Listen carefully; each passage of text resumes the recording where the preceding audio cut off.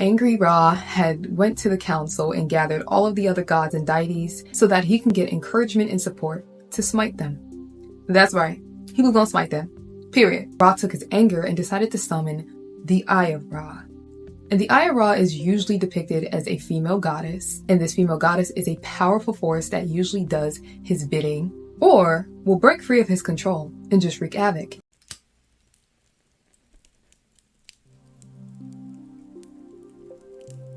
Welcome to the Zen Den. I'm Monet, and hopefully this becomes your happy place, your safe space. If you're a spiritual girly and you like to sip on your tea, then start sitting and let's get sipping.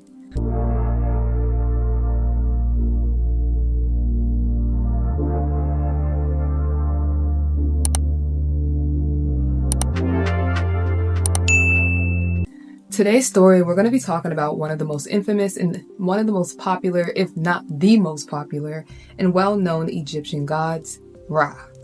And Ra, I do know, is the most popular god from ancient Egypt. And if you guys have watched the video on Sekhmet, then you, of course, most likely have already heard part of his story. But today we're going to get completely into his story. Ra is known as being the sun god, and he is also known to be the creator of all the gods and judge of all men. And I know you guys have had heard that saying before, but Ra is credited to being one of the most original stories and depictions that a lot of other cultural and religious belief systems have depicted their gods off of. Started in around 2600 BCE is when Ra was seen to have started to being worshipped and also gaining a lot of importance and popularity in ancient Egypt. In art, Ra is typically depicted as a man, but he's also sometimes depicted as a female body, and he has the head of a falcon or a hawk. Now, the falcon and a hawk is symbolized as being the prowess of Ra, because he is also known to be associated with the heaven as well as the earth. He was also known to be seen flying the skies in his barge, so that is also why the falcon holds so much significance and symbolism with Ra. And of course, with any other religious belief system, in all religious belief systems, Ra is depicted in many different variations of stories, and today we are going to talk about two of the most common ones that we do know about. And yes, we know that Ra is known as the god of the sun. He is also known by many other different names, such as Re, Atum, Amun. He has a female name, and even sometimes the name Atun. And Ra also had a secret name that if anybody, any human, any other god had known this name, they would have all power and dominion over him. But until modern day times, we do not know anybody who knows this secret name of Ra at all. So no one has ever had power or dominion over him.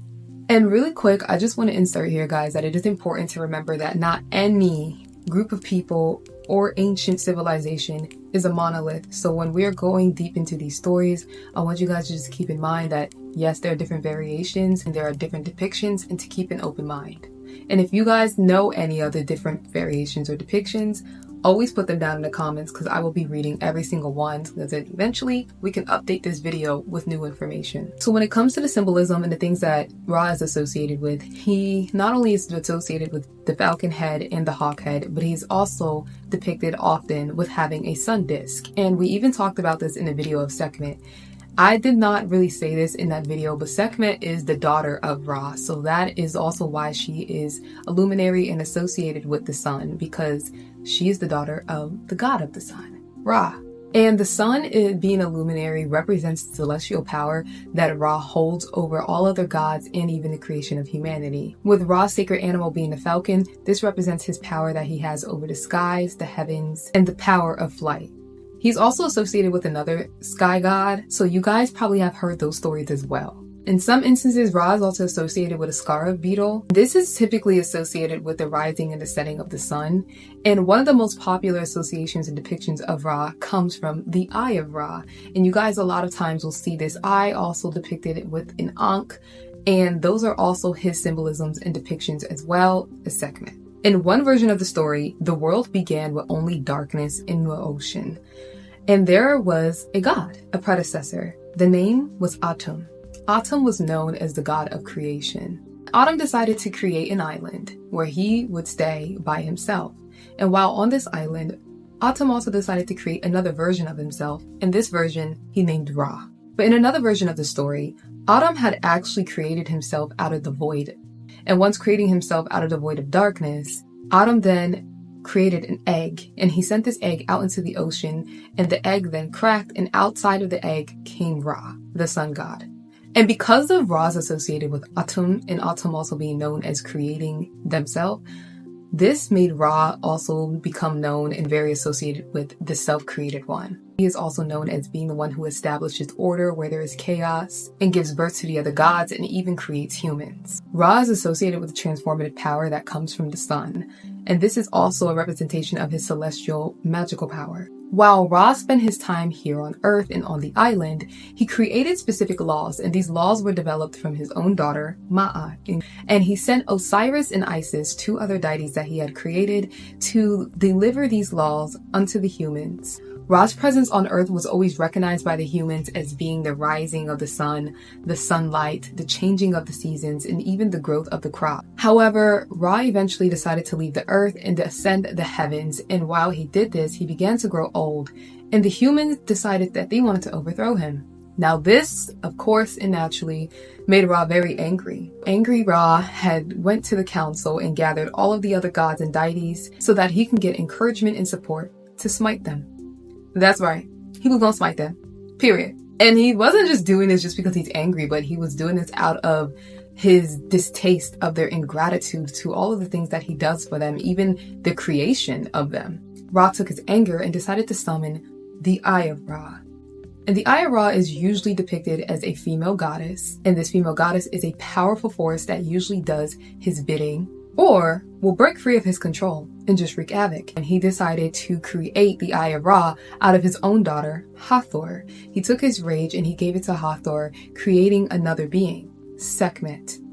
Sekhmet is the goddess of war, but also the goddess of divine retribution and even destruction. And he sent her down to the earth to smite the humans that were not gracious of his power, but also weren't following the laws of Ma'a. However, during her time being on Earth, she was able to break free completely of Ra's control and decided to go on smiting any human and anybody who crossed her paths. So then Ra went to the council once again, and this is where he asked them for help to develop a plan to stop Sekhmet. After being satisfied, Ra would spend his days just sailing the sky in his barge. But at night, he would always go down into the netherworld, also known as the underworld, and he would visit another deity and a god, Osiris. There, he would merge with Osiris, and he would then judge all of the souls that unfortunately had been unalived, and he would decide which ones had been justified before transporting them. Ra would spend the rest of his days doing this, but he would also get into some conflict when he merged with Ra Osiris, and we will get into that later on when we talk about Osiris's story. So when working with Ra, one of the most common things that you can do, of course, is set up an altar dedicated to him. And one of the main things that you're going to want to have on these altar are his favorite colors and the colors that he is associated with, such as red, yellows, orange, and gold. You can use this as a cloth, or you can just put candles that are these colors. You can have incense to represent these colors, and even scents like sandalwood, myrrh, and frankincense are associated with Ra. If you don't want to do any of that extra, you can also just grab a statue of Ra and have it on the altar. If you want to give some liquid offerings, you can give water, wine, beer, and even orange juice. If you want to give some food offerings, you can give him cookies or apples, oranges, any type of fruit. And if you're a crystal girly, give him some crystals. He is associated with amethyst and pyrite, and those are his favorite crystals to give. So you can also place those on the altar or on any altar that you already have to just dedicate to him. Ra, the Egyptian sun god, holds so much significance in ancient Egypt, but even in today's modern time, especially in New Age spirituality, we consistently see the Eye of Ra and even the Ankh from New Age spiritualists, and even tattooed on their bodies at times because of his prevalence and his power. By exploring the mythologies and the depictions and even giving offerings, you can strengthen and build a powerful connection with Ra, the sun god. And of course, other symbols that you can also be associated with just to get connected with him is going out underneath the sun and bathing in it, because he's connected to the luminary, the sun. I hope you guys really enjoyed this video, because I'm going to be honest, while researching and just making this video, I loved all of the information that I was coming across and just learning even more about Ra than what I had already known. I thank you, spiritual girlies, for coming to sit and sip with me. Y'all have been Zen, and I will see you in the next video.